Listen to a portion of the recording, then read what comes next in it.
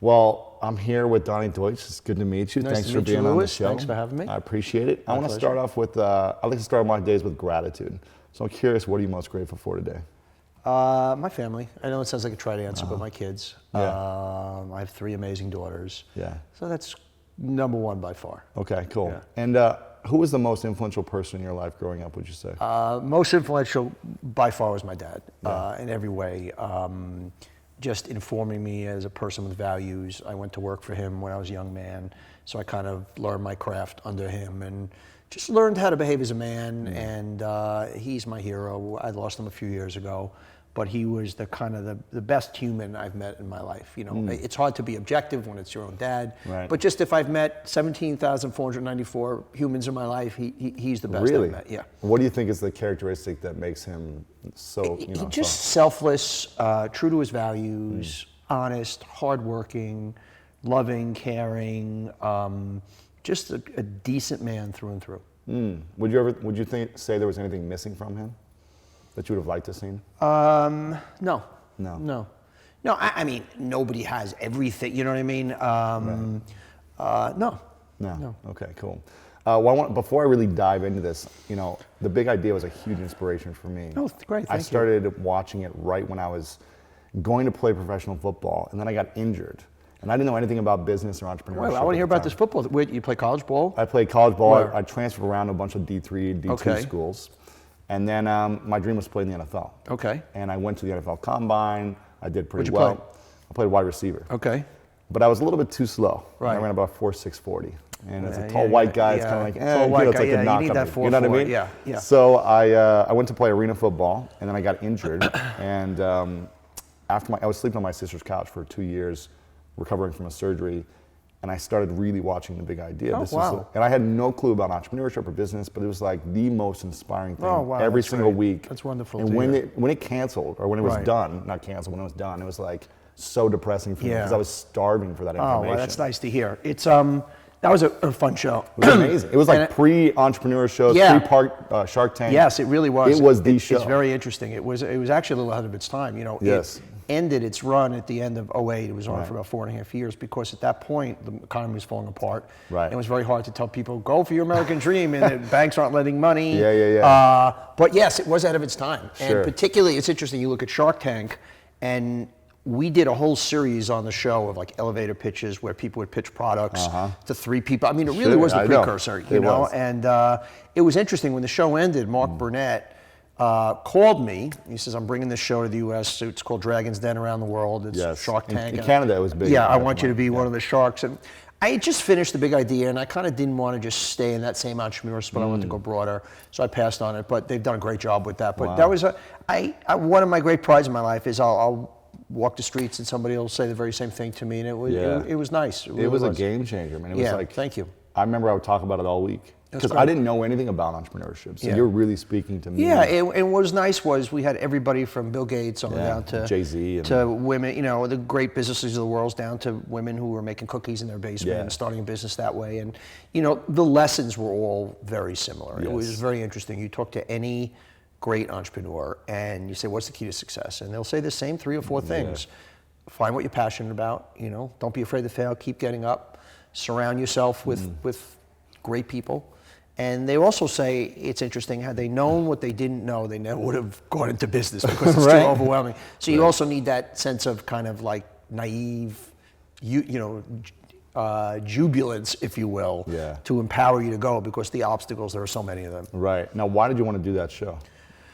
After I sold the agency and I was kind of looking for my next act, I had was always very visible in the media as an ad guy. I was kind of the go-to ad guy. You're on TV all the time already. Yeah, if they wanted comments on the Super Bowl or a celebrity or this, I kind of became one of the faces of the industry. And every time I did TV, I loved it, and producers would say, "Wow, you're really good at this, you should do that." And then I started to talk to some people, some agents at William Morris, and one thing led to the next, and I just kind of got we did a pilot at CNBC, and then we did kind of like a weekly talk show on Sunday nights it was like a 8-week run, and at McEnroe that had a show at the time that was a nightly show.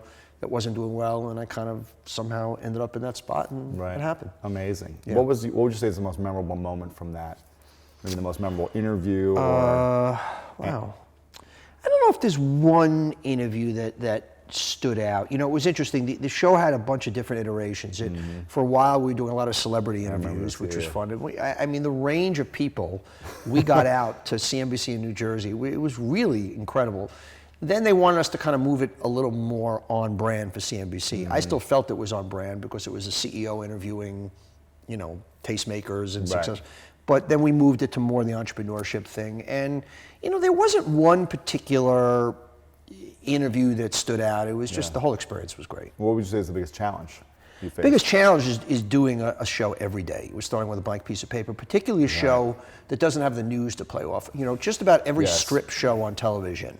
Okay, if you're putting on a show on CNN or MSNBC or Fox, or even a Kelly Ripa type show or a Today Show or any show that is a daily show is playing off daily, day and what date happened stuff. last night. Whereas we're starting with a blank piece of paper every day. You know, we didn't have the news. And today, Donald Trump did this.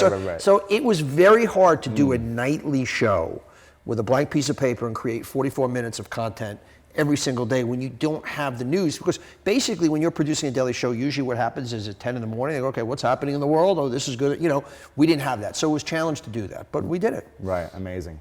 Now, I read that you have ADD, is that true? You know, I've never been diagnosed. I'm pretty sure just about every successful person I know has ADD. Right? You know, all my friends growing up, but we didn't have diagnoses then. Sure. Figured out coping skills, and you know, I know once I went into business, it was very interesting. Is that when people would be presenting to me, they needed to. They were taught, get it out in 2 minutes, and you're going to lose them. Of course, they'd be presenting to me. I go, okay, got it. So it's perfect for you. Yeah. So well, no, I'm just saying it was. Lucky I owned my own company, because if I had to be on the other side of the table, because one of the reasons I sold my company was beyond getting a shitload of money, and I was a little bored with it, but I would go into 3-hour meetings and I knew that I was going to end in 3 minutes, and I would have to just sit there for 3 hours and my leg would start shaking. And so you know, in this country we have a tremendous capacity to meet, whereas all over corporate America now, there are people sitting in meetings, 3-hour meetings that could be done in 20 minutes, and there are 16 people in the meeting, it could be done in 4 people. Just incredible. It's a waste of time. Yeah, we are a country of meters, you know, and obviously we need to connect with our coworkers during the day, but I always wonder, and I give speeches about this, you'll see a meeting that's set, okay, meetings from 9 to 11. If you set that same meeting from 9 to 9:30, the same thing would get done. Right. You know, and actually would probably get done better. Yeah, it's more about the execution than it is about the meetings all the time, right? Yeah. What was your dream growing up? Did you want to be this big advertising? No, TV I guy? didn't have a specific. I don't remember as a kid. I mean, I'm sure when I was 6, I wanted to be an astronaut or a ball player or something like that. But I didn't remember in high school and college. I knew I wanted to do something that was both creative and business at the same time. I'm not a fine artist. I'm not an actor, artiste. And I don't think I could have been happy just being on Wall Street, or I needed something that used both sides of the brain. And so that's why it was either going to be advertising or television or movies or some content-driven industry that brought commerce and some type of art form together. And were you working with your dad right after college, or did you do No, some other things? I went first out of college. I went and worked for Ogilvy and May, their large agency, for about a year. I kind of sucked at it. Would not have done well in big corporate structure. Sure. I remember I was assistant account executive on Maxwell House Coffee, and I was in the bullpen. I would sit. It was one of those little partition offices, and I'd stand on my chair and look out at everybody over because I just felt so contained. And did that for a year, then kicked around for a year or two, and then went to work for my dad. Okay, cool. And then how long was it until you started working with your dad until you took over the company? It was probably about 6 or 7 years. 6 or 7 years. I'd say. So you're pretty young. Yeah, I was in my early 30s. Wow. That's a pretty big responsibility. Which is why I did a lot of stupid things. You know, it was interesting. In my old days in the ad business, I was known as kind of like a bad boy of advertising, and I would say these outrageous things and be very provocative. And it actually worked for our business, and part of it is because I was just a young guy running a company. When you're a young guy, you say stupid things. You know, you're fearless. Your ego's out there. I was going through, we talked about my dad earlier, I was going through a bunch, I didn't know this till I was pissed, where he saved every press clipping we ever had. And I was going through some of these old press clippings and shit that I used to do. I just was, what the hell, what was wrong? You know, and it ended up working, but you know, it is, ignorance is bliss, and you kind of don't, you know, you're fearless, and you're, you know. You're getting clients, you're not worried about it. Yeah, you look, you know, I would say outrageous things, and I would piss people off, and I, you know, where that's what happens when you're in your 30s running a company. Yeah.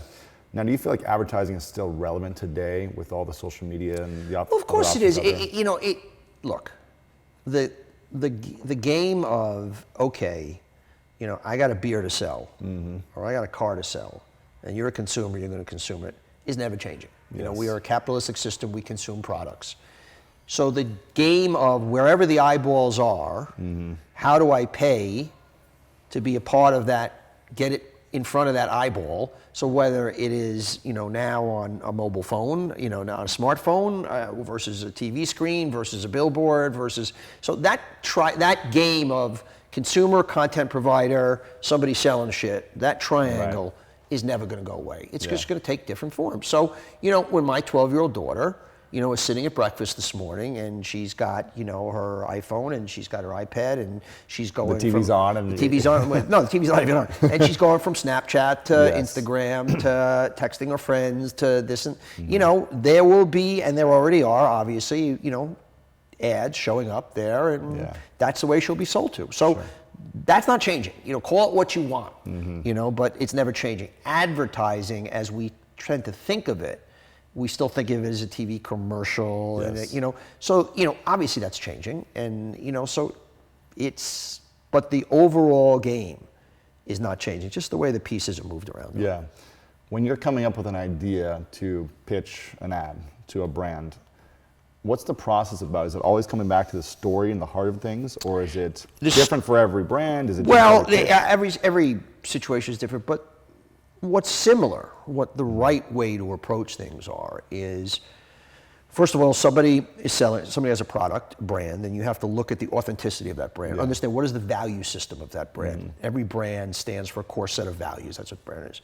And say, okay, how do I unearth that and attach it to a value system of an audience that's going to connect it, and what can I plug and play into there? So, and put a great anthemic overall feeling to a brand that can connect with human beings in a very human, real way, and that doesn't change. You know, and that's the kind of essence of great advertising. What's the best ad that you're most proud of?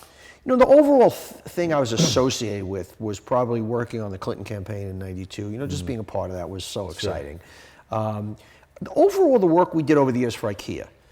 Because, look, when you're doing advertising, your job is to create shareholder value and sell shit. It's a commerce. But when you can kind of somehow move a moral imperative forward, and we did this campaign in the early 90s for IKEA, where we showed all these alternative lifestyles buying furniture. We showed two gay guys. This is 1993. Wow. I mean, I remember some advertiser got lauded a year ago, in the year 2016 or 15. And we were doing this. I mean, it was insane that we did this, and the client was so brave. We just showed two dudes shopping for furniture. You know, nothing, you know, they were just two guys. We never even said, oh, these are gay guys. Were they holding hands or anything? Or? No, they were gay guys, and they were talking, starting a life together, and looking for furniture, just two dudes. And, you know, the letters, the love letters and hate letters we got. Sure. But, you know, and we showed an interracial couple, a couple trying to adopt a baby and having a hard time. Things that you just didn't see at the time, very inclusionary, because that was IKEA's brand, were for everyone. So, you know, when you can sell stuff and obviously meet the client's business objective, but at the same time move the needle culturally, morally, as our society moves forward, that's very rewarding. That's cool. What do you think is the biggest challenge that most entrepreneurs face when they're starting to launch something? Is it just the fear of failure? Is it the fear of looking bad? Is it they don't build the right teams? Well, you can't have a fear of failure, because failure is going to be part of any component. You know, I think the fear is more of the unknown. You know, and you know, by definition, every stage you get to, you're not properly prepared for. Because the perfect example, let's say you're building an agency, and to get from 0 in billings to 100 million needs a certain type of creative work, needs a certain team, and chances are to get from 100 million to $1 billion needs different type of work, different. You know, so it's staying true to your core values, but being able to evolve and grow. So you take a Mark Zuckerberg, and obviously it started with him just having a great idea, and we've all seen the movie, you know, where it started. But then now it's a completely different skill set, as he's, you know, the CEO of the fourth largest company in the world. Right. Yet still he's got to maintain those same core values. Very interesting as we talk. You're seeing for the first time Apple, you know, have some backward, you know, movement, if you will. It's the first time they haven't grown. No coincidence. You know, it's been, I always say it takes 5 to 7 years when a core management team changes or the founder is lifted out for it to show. So now it's however many years later, the Jobs is gone, and all of a sudden, maybe there aren't those new products in the pipeline anymore. And that's what always drove that company. It's not cost cutting, and it's not. So, you know, as big as the company gets, it still needs that same core value that got them out, but at the same time, evolving and changing. Right. Where are you headed next? I mean, you've done so much in your career. I don't fucking know. You know, that's it. It's, Sure. you know, part of the exciting part, but also the very challenging part of my life. You know, when you have a job, and when you're building a company, you're CEO, you come to work every day, you do this, and you know, and that's one of the reasons I sold my company is I got wrapped in what I call the pillow of success. That Pillow of success? Yeah, when you're successful, and you're one of the 1/10 of 1% of people that get self-actualized, and you make a lot of money, and you love what you do, and there's no margin of error anymore. It's just degrees of success. Do we grow 9%? Do I do this? And to me, the exciting part is the unknown, right? Is the unknown. So I keep trying to recreate the mountain, and so whether it's doing the big idea, or I just finished doing writing and creating a scripted show, and it's like, you know, is it coming back? I don't know. And so that kind of is exciting, keeps me fresh. It's new math, it's new marbles. I can fail, and that's exciting. It keeps me young. But on the other hand, it's more challenging because it's not a straight line. So if my USA show doesn't come back, okay, what's next? And you got to keep topping it. And so it's a blessing and a curse at the same time.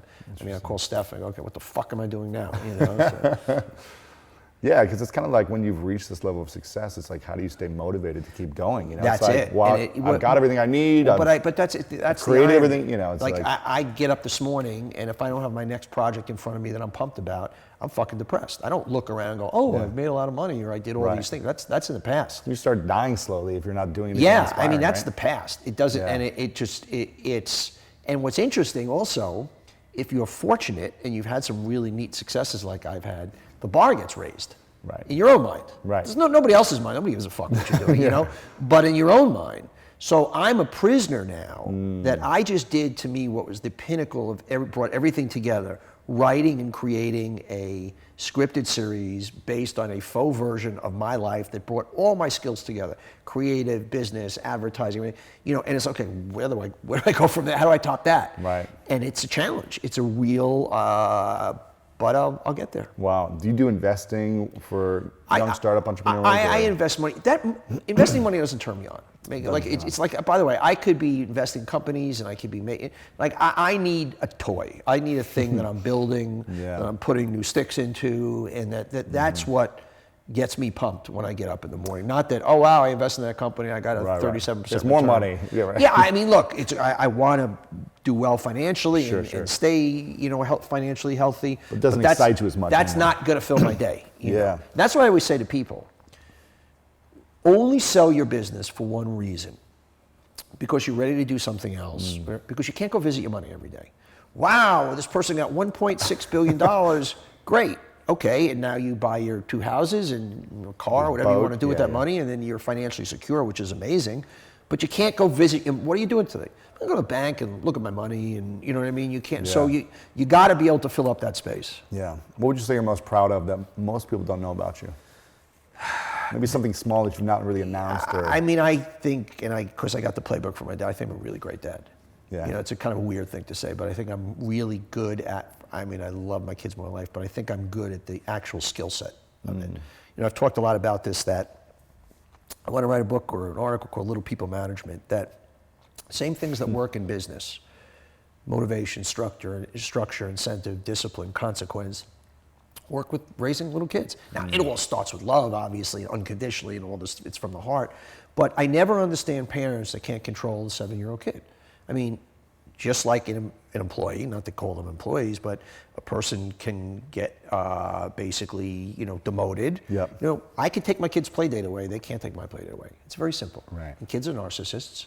And just like employees, understanding their what motivates them and what is important to them. It's the same thing with kids. And kids, you know, it's not hard. Yes. And I'm good at the skill set of it. And we have a lot of fun together. I have 3 girls. So I think that's probably, no, I'm not saying not known. I would, you know, nobody would know if they didn't really know me. And the other thing is, and this is ironic because my public persona, going back my ad days, is brash and, you know, arrogant, or whatever. Right.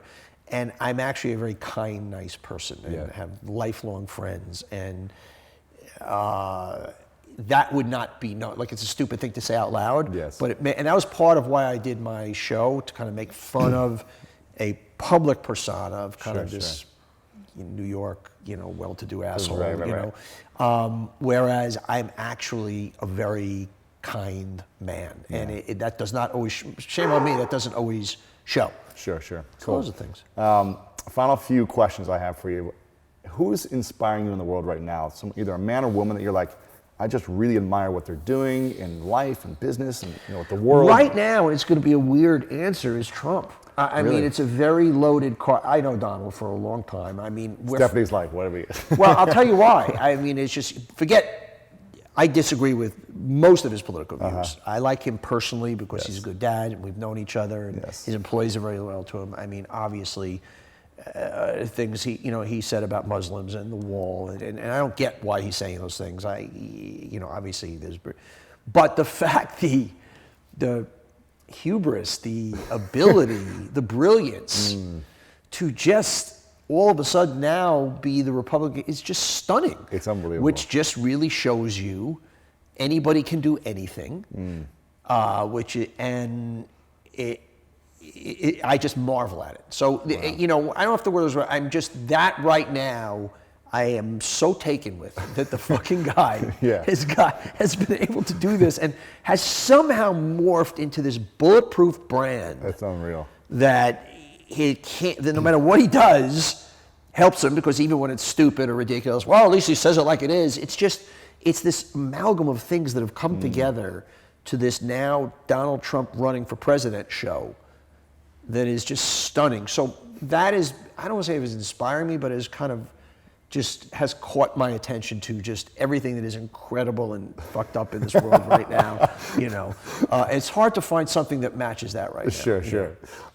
Since we were talking about tattoos beforehand, you don't have any tattoos. I don't. I would. You know, it's interestingly enough, because this is embarrassing to say. When I go on vacation, this is so lame.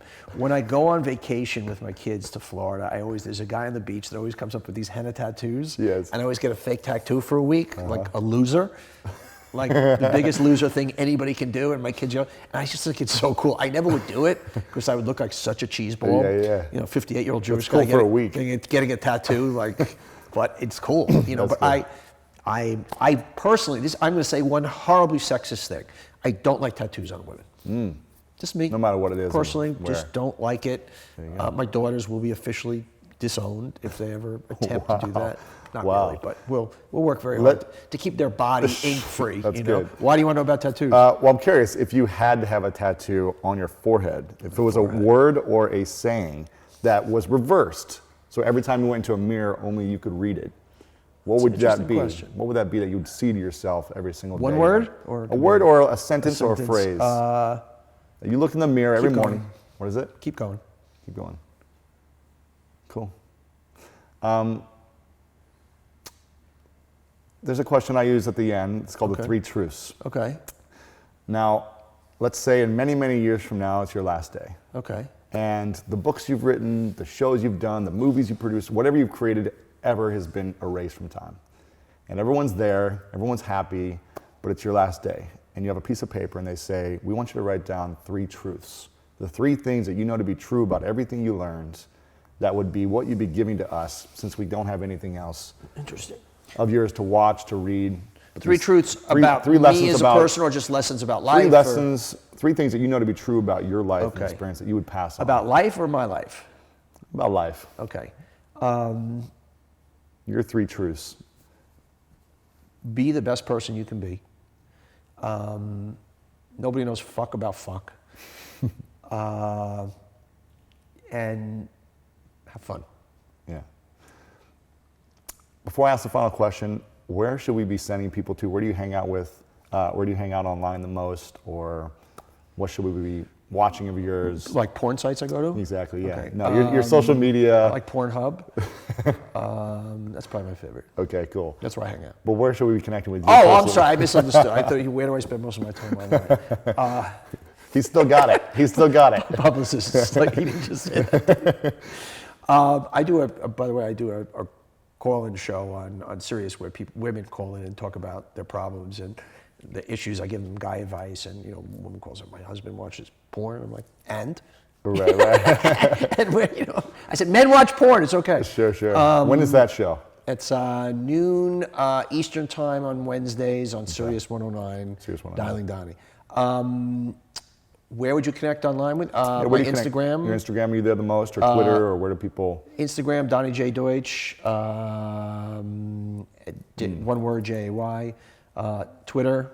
Cool. Those are the two places. Okay, cool. Before I ask the final question, Donny, I want to acknowledge you for a moment for being true to yourself. Thank you. For inspiring so many people with everything you've done. I mean, again, you inspired me when I was down and out. Made my day. And just you're a great example of what's possible. That's very kind. You're a great symbol of inspiration. I've been very, very lucky. That's the other thing. You also have to appreciate any successful person.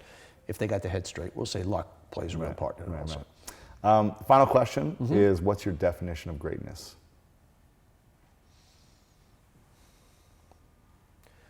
Greatness, wow.